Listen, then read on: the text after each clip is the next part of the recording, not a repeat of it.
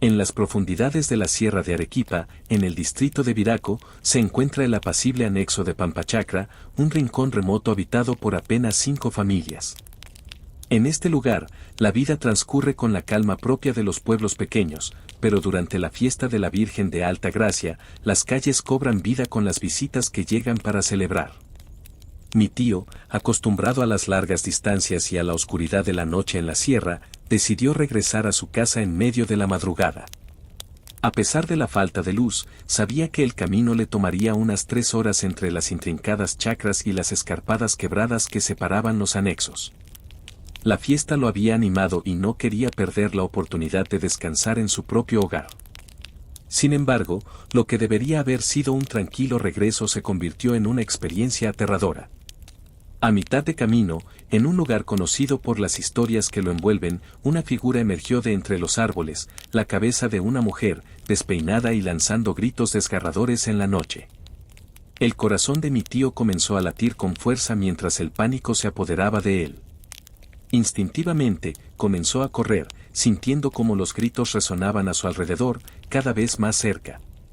La oscuridad y la urgencia de su escape crearon una sensación de horror que lo acompañaría mucho después de haber dejado atrás aquel siniestro paraje.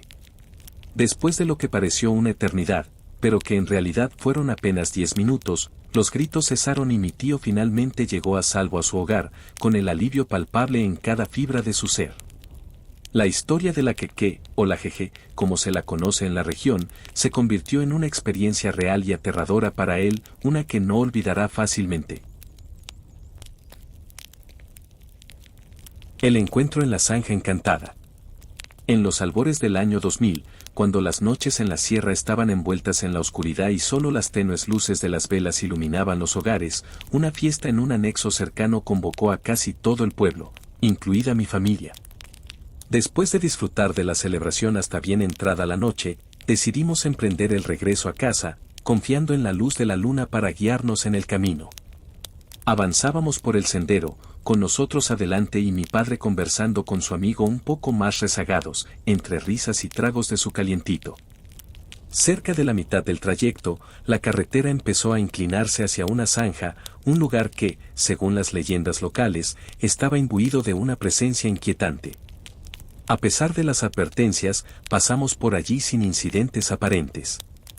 Sin embargo, unos cientos de metros más adelante, notamos que el amigo de mi padre se había quedado rezagado, caminando solo y hablando consigo mismo. Alarmados, regresamos para buscarlo y lo encontramos avanzando con paso tambaleante, como si estuviera somnoliento. Al darse cuenta de nuestra presencia, mencionó que creía que mi padre estaba a su lado. Preocupados, nos apresuramos a alcanzar a mi padre, sorteando los obstáculos del terreno montañoso y espinoso que se extendía ante nosotros. Cuando finalmente lo alcanzamos, lo encontramos congelado y sobrio, como si hubiera despertado de un trance. Nos relató que, en la zanja, una mujer vestida de blanco se le había aparecido y le había indicado que la siguiera hasta su casa, ubicada más abajo en el valle. Describió cómo la mujer avanzaba delante de él, cantando suavemente y hablándole, mientras él se sentía incapaz de reaccionar. A pesar de sus intentos por detenerse, voltear o gritar, se veía compelido a seguir adelante, hasta que finalmente llegamos a su encuentro, rescatándolo de la influencia de aquella misteriosa presencia. El relato de mi padre nos dejó perplejos, preguntándonos sobre los misterios que acechaban en las oscuras noches de la sierra, y reflexionando sobre la extraña experiencia que había vivido en aquella zanja embrujada.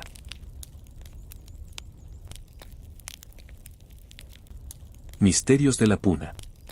Mi abuelo, desde que era apenas un niño, ha vivido entre los cerros que custodian la vasta extensión de la Puna. Su vida ha sido una travesía entre pastizales, rocas y senderos apenas trazados por el tiempo y la naturaleza.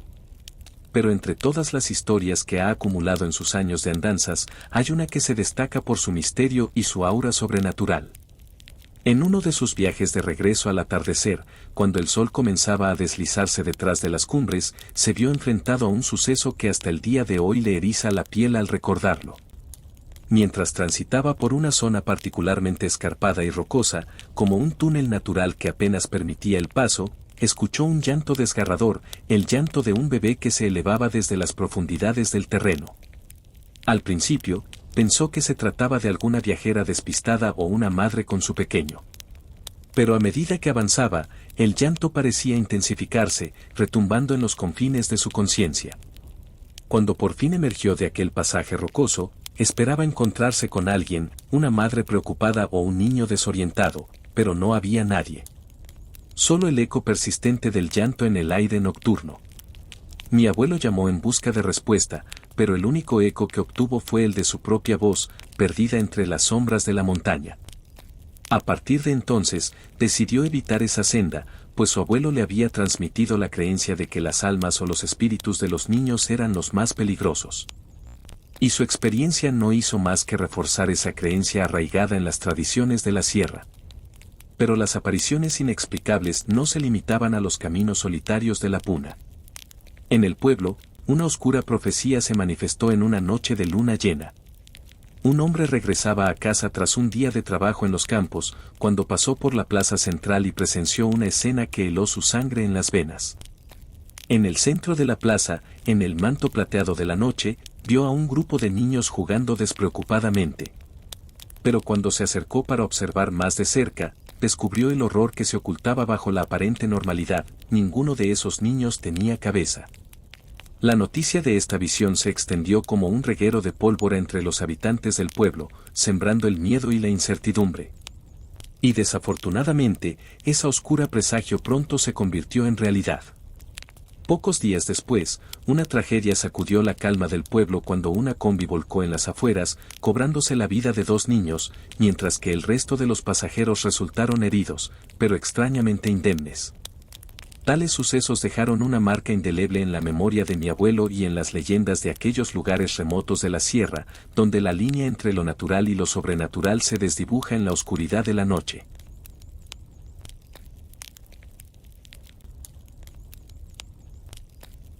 El milagro del ángel rubio. En un remoto pueblo de la sierra, una vecina anciana compartió con mi mamá una historia que había marcado su vida para siempre. Era un relato de misterio y asombro, que aún hoy se recuerda en las conversaciones junto al fogón. La historia se remonta a la juventud de esta vecina, cuando junto a su hermana mayor, ambas adolescentes, se dirigían a pastorear ovejas en los campos rocosos de la altura. Pero aquel día, el cielo se oscureció de repente y una tormenta estalló con furia sobre la árida tierra. Los rayos caían con violencia, y en un instante de terror, la hermana mayor buscó refugio, pero un rayo la alcanzó, despedazándola de manera espantosa. Aturdida y en estado de shock, mi vecina se refugió detrás de unas rocas, presenciando el horror que se desataba ante sus ojos. Pero lo que ocurrió a continuación desafió toda lógica y comprensión humana. Desde el cielo iluminado por relámpagos descendió un ser celestial, un ángel, cuyo resplandor y porte imponente sobrecogieron a la joven testigo. El ángel, alto y rubio, con una barba blanca y 2 alas majestuosas en su espalda, caminó hacia donde yacía la hermana despedazada. Con una gracia divina, recogió los restos como si fueran los pedazos de una muñeca rota, y con un gesto de poder celestial, los reconstruyó ante los ojos atónitos de mi vecina. Mientras tanto, ella observaba desde su escondite, conteniendo el aliento y temiendo ser descubierta. Pero el ángel, concentrado en su obra milagrosa, no pareció percatarse de su presencia. En un instante, la hermana despertó, como si solo hubiera sido víctima de un desmayo, mientras su cuerpo mostraba marcas de cicatrices, testimonio silencioso del prodigio que acababa de ocurrir. Regresaron a casa aturdidas y asombradas por lo ocurrido. La hermana menor relató lo que había visto, mientras que la mayor, todavía recuperándose del trance, apenas podía dar crédito a lo sucedido. Y cuando vecinas curiosas visitaron a la hermana mayor, pudieron atestiguar las cicatrices que cubrían su torso, una prueba irrefutable de la intervención celestial que habían presenciado. En aquel pueblo remoto, la historia del ángel rubio y su milagrosa curación se convirtió en parte del folclore local, alimentando las creencias en la lucha eterna entre los poderes celestiales y demoníacos, que se desata en los cielos tormentosos de la sierra.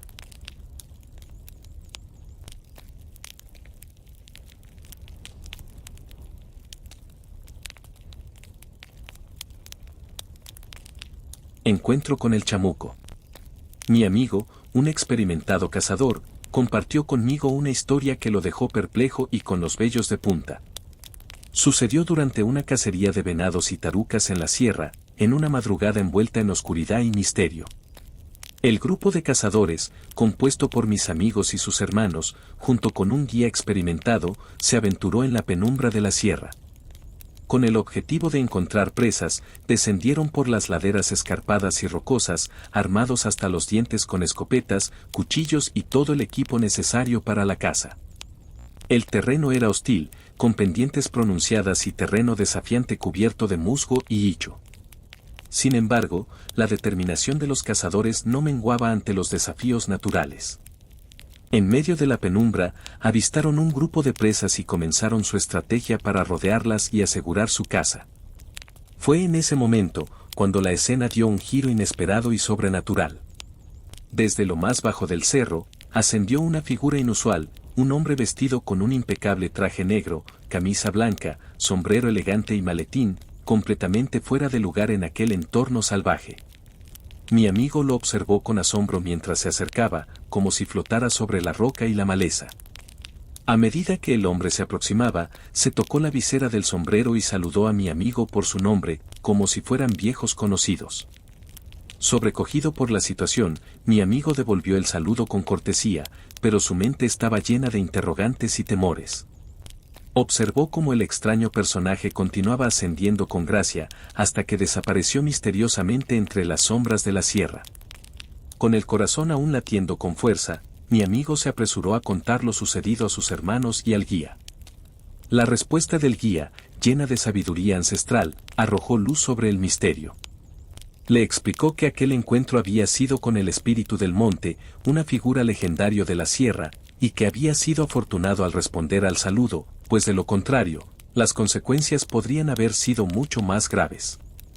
Esta experiencia dejó una marca indeleble en la mente de mi amigo, recordándole que en los rincones más remotos de la naturaleza, el misterio y lo sobrenatural acechan en cada sombra, desafiando la comprensión humana y alimentando las leyendas de la sierra.